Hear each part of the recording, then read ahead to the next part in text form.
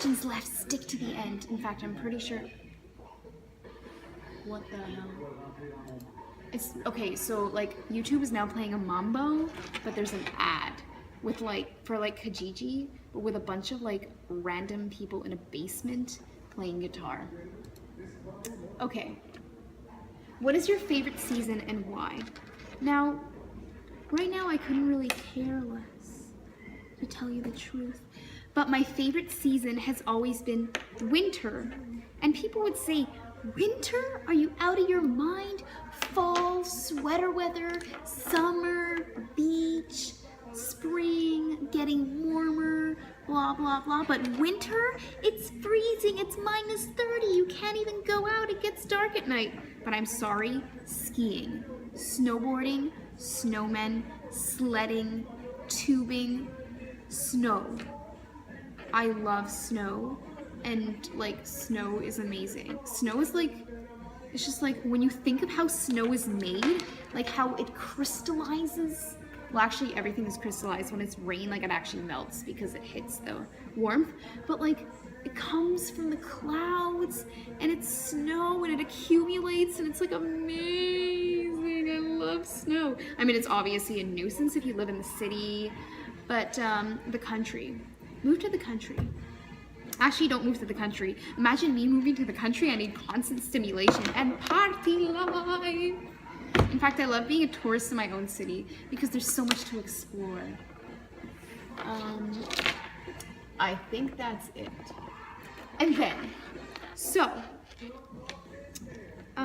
then the last thing I wanted to do on this video, hey, I know this song.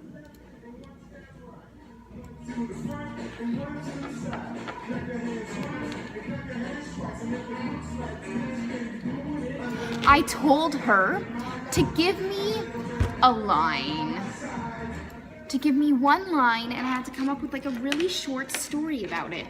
And like, I'm really gonna suck at this because as much as like people think I'm good at improv, I'm really not. Like, especially when types of stuff like this where I have to say something concrete. Like, oh my god. By the way, homework, read Faraday. There might be a quiz.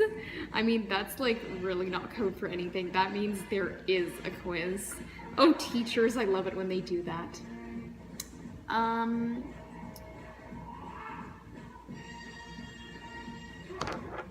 Yes, I'm sorry, ADHD. The question. The story. So she gave me a line, and the line is, hello from the other side. Hello from the other side. All right. Hello for, okay, music, that's enough for you. Let's concentrate. Hello from the other side. Okay, I'm not gonna think about this. The grass under me was yellow, rotting, full of dog poo, moist, muddy. My shoes were dirty as hell. There was a fence. I looked through the fence, through a peephole, and there was a bunch of children playing, and the grass was the greenest green I'd ever seen in my life. In fact, I didn't even know that green color existed because I'd never seen it in my life. And above the kids, there was a trampoline hovering above them, and then toddlers jumping on the trampoline. And I said, oh, what I wouldn't give to be on that side. Please, please, heaven above, send me to that side. And then a giant flying spaghetti monster came from the sky.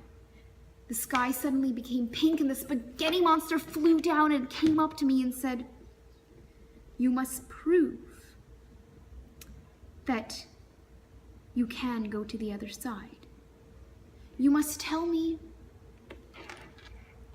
why do you bother staying alive if there's probably no point? I thought about the question. I didn't really know. Why bother stay alive if there's no point? This made me go crazy. Everything I've been doing, school, homework, outings, YouTube videos. What's the point of it all if it's not going to matter in the end. And then if you say for future generations, but why do those future generations matter?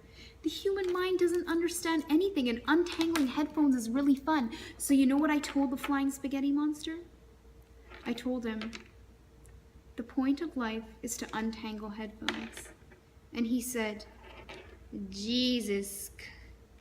Wait, I should not, like, say that, because YouTube, I don't know. Anyway, he said, Jesus Christ.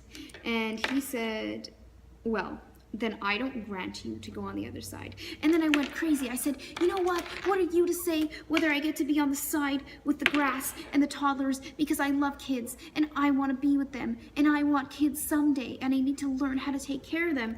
And then the spaghetti monster said, deal with it. So you know what I did with the spaghetti monster? I went up to him and I untangled him and he fell apart and meatballs fell all over the floor. And you know what I did? I said, screw you. So I took his meatballs and I accelerated the mold to grow on them using the heat from like the sun that it's starting falling towards the earth, and the meatballs suddenly grew mold. And then I put the meatballs right next to the fence that was separating me from the green grass, and the meatballs rotted the fence. I was free at last. But then when I crossed the fence, everything disappeared. The grass was green, but that was all. So I figured, what's the point of the grass being green? Why does it matter if the grass is green or not? To be continued. See, coming up with things on the spot. In fact, I'm gonna make a video every day and get my friend to give me a different line every day and come up with a video, a story about it. And I don't care if nobody watches, and what am I doing? I'm making a butt out of my headphones. And goodbye, live long and prosper. And I hope, if you guys haven't watched the French movie Les Choristes, you have to. It's like the best movie ever. I've seen it like 10 times in my life. And it's not translated because you can't translate a movie as good as that, but there are English subtitles. But like, just learn French, people. The more languages you know, the less your chance that you will develop Alzheimer's and as an adult. And also, don't retire early. And if you retire, when you retire, you really have to keep yourself busy mentally. That is all. But wait a second, what the hell is the point of not developing Alzheimer's or staying alive when we all die? I'm an existential person. I will always be an existential person. And apparently Albert Camus is an existential person. The guy who wrote L'Étranger, which you English people might know as The Stranger, which is a really popular book. And the last time I read it I was 14, so I'm gonna go to the library and borrow it. And anyway, I'm going on a tangent. So goodbye, farewell, and adieu, adieu to you. And oh, it's so hard to say goodbye. It's time for saying goodbye. No, no, no, no, no, it's sad. Makes us remember the good times we had.